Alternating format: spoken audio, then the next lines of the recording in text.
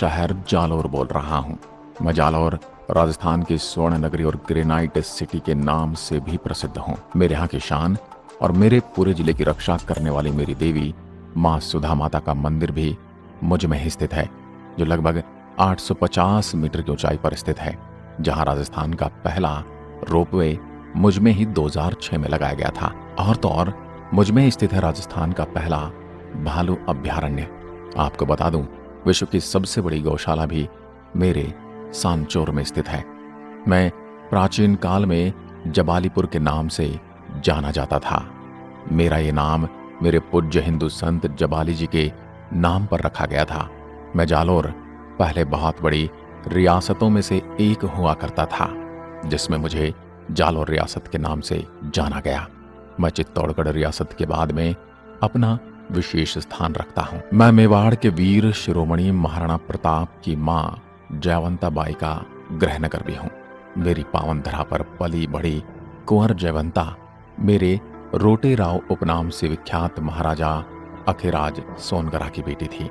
मैं जब भी मेरे यहाँ की माता बहनों के बारे में सोचता हूँ तो बहुत निराश हो जाता हूँ, क्योंकि राजस्थान की न्यूनतम महिला साक्षरता मेरे ही जिले की है। राजस्थान में नर्मदा नहर परियोजना से 27 मार्च 2008 को सर्वप्रथम मेरे ही सीलू गांव में जल पूर्ति की गई थी। नर्मदा नहर मेरे सीलू गांव में ही राजस्थान में प्रवेश करती है। राज्य में पहली बार नर्मदा नहर परियोजना पर फव्वारा सिंचाई पद्धति को मेरे ही शहर से अनिवार्य रूप से लागू किया गया।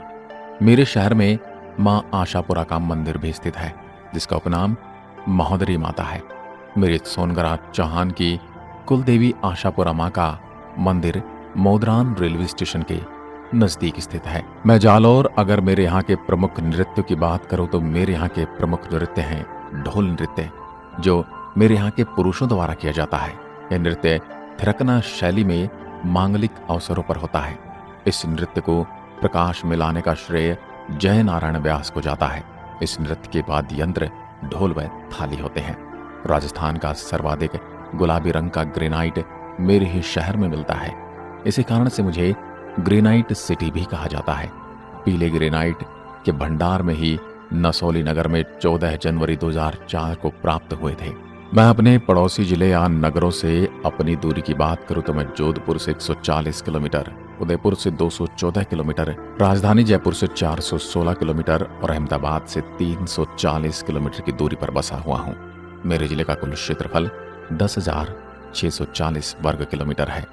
वर्ष 2011 की जनगणना के अनुसार मेरे यहाँ की जनसंख्या 18,28,730 है। मेरे जालौर में मुख्य रूप से मारवाड़ी और देवड़ाहवाटी और हिंदी भाषा का चलन है। वहीं मेरे यहाँ के मोटर व्हीकल RJ16 से रजिस्टर होते हैं। वहीं मैं बात करूं मेरे जालौर में बहने वाली प्रमुख नदियों की तो लूणी, जवाई और सूकड़ी नदियां हैं। आपको बता दूं, बाकली बांध सूकड़ी नदी पर सन 1956 में बनाया गया था। मेरे शहर सांचौर की गायें अपने विशिष्ट नस्ल और दुग्ध उत्पादकता के लिए प्रसिद्ध हैं। मैं मेरे यहाँ की फसलों की बात करूं तो यह इसबगोल, घोड़ा जीरा और टमाटर की खेती के लिए प्रसिद्ध हूँ। इसके अलावा मुझमें बेदाना अनार की खेती भी होती है। मुझे अपनी अलग ही विशेषताओं के कारण राजस्थान का पंजाब भी कहा जाता है। मेरे यहाँ का सांचौर शहर सांचौर अस्पतालों की बहुतायतता और क्वालिटी के लिए प्रसिद्ध है। राज्य की सबसे बड़ी दूध डेयरी रानीवाड़ा में मुझ में ही स्थित है। मैं अगर बात करूं मेरे इतिहास की तो मेरे इस शहर को 8वीं शताब्दी ईस्वी में स्थापित किया गया था। इसे संत महर्षि जाबाली के सम्मान में जबलीपुर कहा गया था। मेरा यह शहर जिस पहाड़ी पर स्थित है उसकी वजह से इस शहर को स्वर्णगिरी के नाम से भी जाना जाता है। आपको बता दूं कि गुर्जर, प्रतिहारों, परमारों और चौहानों सहित कई शासकों ने मुझ पर शासन किया है, लेकिन बाद में दिल्ली के क्रूर मुस्लिम राजा अलाउद्दीन खिलजी ने मुझे नष्ट कर दिया था और अलाउद्दीन खिलजी ने मेरा नाम जलालाबाद रखा था। इसके बाद 4 शताब्दी के बाद 1704 में मारवाड़ के शासकों ने मेरा गौरव मुझे वापस लौटाया। अब चलते हैं मेरे शहर के मुख्य पर्यटक स्थलों की ओर। जालौर का किला। मेरे शहर का एक किला यहाँ का मुख्य आकर्षण केंद्र है। मेरा यह किला वास्तुकला का एक प्रभावशाली नमूना है। ऐसा माना जाता है कि इस किले का निर्माण 8वीं और 10वीं शताब्दी के बीच हुआ था। यह किला 336 मीटर की ऊंचाई पर एक खड़ी पहाड़ी से घिरा हुआ है, जहां से मेरे शहर का शानदार दृश्य नजर आता है। यह किला परमार शासन के तहत मारू के 9 महलों में से एक था, जिसे सोनगिर या गोल्डन माउंट के नाम से भी जाना जाता है। किले का प्रमुख आकर्षण ऊंची किलेनुमा दीवारें हैं और उन पर बने तोपों के गढ़ हैं। आपको बता दूं, मेरे इस किले में 4 बड़े द्वार हैं, लेकिन पर्यटक एक ही तरफ से 2 मील लंबी सरपणी चढ़ाई के बाद पहुंच सकते हैं। अगर आप मेरे शहर की यात्रा करने आ रहे हैं तो आपको इस किले को अपनी सूची में अवश्य शामिल कर लेना चाहिए। अब मैं आपको लिए चलता हूँ तोपखाना। ये शहर के मध्य में स्थित है। यह तोपखाना जो पर्यटकों के आकर्षण का केंद्र भी है। यह तोपखाना कभी एक भव्य संस्कृत विद्यालय था, जिसे राजा भोज ने 7वीं और 8वीं शताब्दी के बीच में बनवाया था। राजा भोज एक बहुत बड़े संस्कृत के विद्वान थे और उन्होंने शिक्षा प्रदान के लिए अजमेर और धार में कई समान स्कूल बनवाए। देश के स्वतंत्र होने के पहले जब अधिकारियों को इस स्कूल का इस्तेमाल गोला बारूद के भंडारण के उपयोग में किया गया था, तो इसका नाम तोपखाना रख दिया गया। आज भले इस स्कूल की इमारत काफी अस्त व्यस्त हो चुकी है, लेकिन इसके बाद भी यह आज भी काफी प्रभावशाली है। तोपखाना की पत्थर की नक्काशी पर्यटकों को बेहद आकर्षित करती है। यहाँ इसके दोनों तरफ 2 मंदिर भी स्थित हैं, लेकिन इन मंदिरों में कोई मूर्ति नहीं है। तोपखाने की सबसे संरचना जमीन से 10 फीट ऊपर बना एक कमरा है, जहाँ जाने के लिए सीढ़ियां लगाई गई हैं। इस कमरे के बारे में ऐसा माना जाता है कि स्कूल के प्रधानाध्यापक का निवास स्थान था। अब चलते हैं सराय मंदिर। यह मंदिर मेरे शहर के प्रमुख मंदिरों में से एक है। आपको बता दूं, यह मंदिर मेरी कलशचल पहाड़ी पर 640 मीटर की ऊंचाई पर स्थित है। इस मंदिर का निर्माण महर्षि जबाली के सम्मान में रावल रतन सिंह ने करवाया था। पौराणिक कथाओं के अनुसार कहा जाता है कि पांडवों ने एक बार मंदिर में शरण ली थी। मेरे इस मंदिर तक जाने के लिए आपको मेरे मुख्य शहर से होकर गुजरना होगा और मंदिर तक पहुंचने के लिए 3 किलोमीटर की पैदल यात्रा भी करनी होगी। अब आते हैं सुधा माता मंदिर पर। मेरे जालौर में प्रमुख मंदिरों में से एक है मेरी मां सुधा माता जी, जो भारी संख्या में पर्यटकों को अपनी ओर आकर्षित करती हैं, उन्हें आशीर्वाद देती हैं। मेरी मां का यह मंदिर सुधा माता मंदिर लगभग 850 मीटर की ऊंचाई पर बना है। इस मंदिर में साल भर भक्तों की भीड़ लगी रहती है। यह मंदिर एक पवित्र स्थल है, जिसमें देवी चामुंडा देवी की मूर्ति है, जो सफेद संगमरमर से बनी है। मां के मंदिर के स्तंभों का डिजाइन माउंट आबू में स्थित दिलवाड़ा मंदिर से काफी मिलता है। अब आप भी मेरे शहर को विजिट करें तो यहाँ अवश्य पधारें। अब बात करूं मेरे शहर के वन्यजीव अभ्यारण्य की, तो मुझ में एकमात्र प्राइवेट अभ्यारण्य है, जो मेरे शहर के प्रमुख पर्यटन स्थलों में से एक है। यह अभ्यारण्य यह मेरे शहर के पास जोधपुर से 130 किलोमीटर की दूरी पर स्थित है। यह अभ्यारण्य एक दूरस्थ प्राकृतिक जंगल है, जो 190 वर्ग किलोमीटर के क्षेत्र में फैला है। इस अभ्यारण्य में पर्यटक कई तरह के लुप्तप्राय जंगली जानवरों को देख सकते हैं। यहाँ पाए जाने वाले जानवरों में रेगिस्तानी लोमड़ी, तेंदुआ, मृग और हिरणों के झुंड को जंगल में देखा जा सकता है। यहाँ पर आप पक्षियों की 200 विभिन्न प्रजातियों को देख सकते हैं। अगर आप एक प्रकृति प्रेमी हैं तो जालौर वन्य अभ्यारण्य आपकी सैर के लिए बहुत ही उपयोगी सिद्ध होगा। अब मैं आपको दर्शन करवाऊंगा मेरे नीलकंठ महादेव मंदिर के। मेरे जिले की भाद्र जून तहसील में स्थित यह मंदिर भगवान शिव को समर्पित है, जो पर्यटकों को बेहद आकर्षित भी करता है और उन्हें शांति भी देता है। मेरे इस मंदिर में प्रवेश करते समय आप इस मंदिर को देख सकते हैं। यह मंदिर अपनी ऊंची संरचना से यहाँ आने वाले पर्यटकों को बेहद प्रभावित करता है।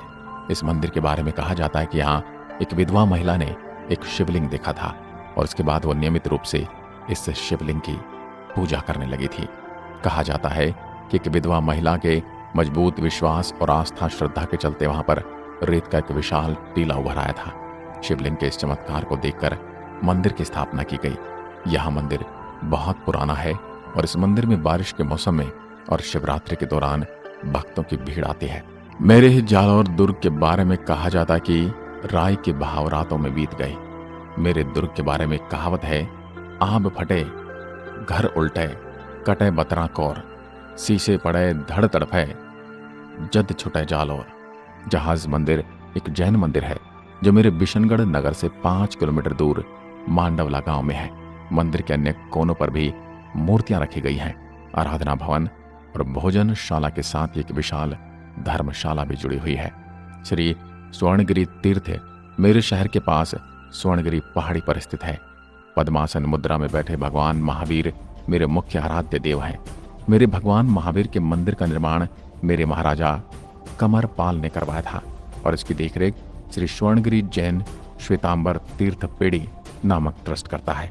भगवान महावीर की श्वेत प्रतिमा की स्थापना 1221 विक्रम संवत में की गई थी। मेरे शहर से 62 किलोमीटर की दूरी तथा मेरे जिले की भीनमाल तहसील से 12 किलोमीटर की दूरी पर स्थित कोट कस्ता एक गांव है। यह गांव यहाँ स्थित कोट कस्ता किले के लिए जाना जाता है। कोट कस्ता किले का निर्माण महाराजा मानसिंह ने उस समय के प्रसिद्ध गुरु योगी भीमनाथ के सम्मान में 18वीं ईस्वी में करवाया था। किला एक पहाड़ी के ऊपर स्थित है। मेरे शहर में स्थित जैनालय और जैन मंदिर राजस्थान की धार्मिक संस्कृति का एक अभिन्न हिस्सा है। मेरा यह मंदिर 72 जैन मंदिर का समूह है। यह मेरे भीनमाल शहर में स्थित है, जो मेरे मुख्य शहर से 72 किलोमीटर की दूरी पर है। मेरा भीनमाल नगर महान ऐतिहासिक महत्व रखता है, क्योंकि यह महान गणितज्ञ और खगोलविद ब्रह्मगुप्त और संस्कृत कवि मगहा का जन्म स्थान है। मेरे यहाँ गुर्जर प्रतिहार के शासनकाल के दौरान भीनमाल एक समय गुर्जर साम्राज्य की राजधानी थी। यदि आप मेरे शहर जालोर घूमने के बारे में विचार कर रहे हैं तो आपको बता दूं कि यहाँ घूमने के लिए सबसे अच्छा समय अक्टूबर से मार्च तक का होता है। सर्दियों का मौसम मेरे शहर की यात्रा करने का एक अनुकूल समय है। रेगिस्तानी क्षेत्र होने की वजह से राजस्थान गर्मियों में बेहद गर्म होता है, जिसकी वजह से इस मौसम में यात्रा करने से बचना चाहिए। बारिश के मौसम में यहाँ की यात्रा करना सही नहीं है, क्योंकि ज्यादा बारिश आपकी यात्रा का मजा किरकिरा कर सकती है। इसलिए सर्दियों के मौसम में जालोर की यात्रा करना सबसे अच्छा है। वहीं अगर मैं बात करूं मेरे यहाँ के फेमस खाने की, तो यहाँ का जनता स्वीट होम यहाँ खाने के लिए बड़ा ही अच्छी जगह है। ये खासकर अपनी प्याज कचौरी, विशेष घेवर और दूध जलेबी के लिए प्रसिद्ध है। जनता स्वीट होम खाने के लिए बहुत साफ और स्वच्छ स्थान है। यदि आप मुझे देखने हवाई यात्रा से आते हैं तो मेरा निकटतम हवाई अड्डा 140 किलोमीटर की दूरी पर स्थित जोधपुर में है, जो मुंबई, दिल्ली और देश के अन्य प्रमुख महानगरों से दैनिक उड़ानों से जुड़ा हुआ है। और वहीं यदि आप रेल मार्ग से यात्रा करने वाले हैं तो मेरे जालोर रेलवे स्टेशन के लिए जोधपुर डिवीजन नेटवर्क मुंबई और गुजरात से ट्रेन पकड़ सकते हैं।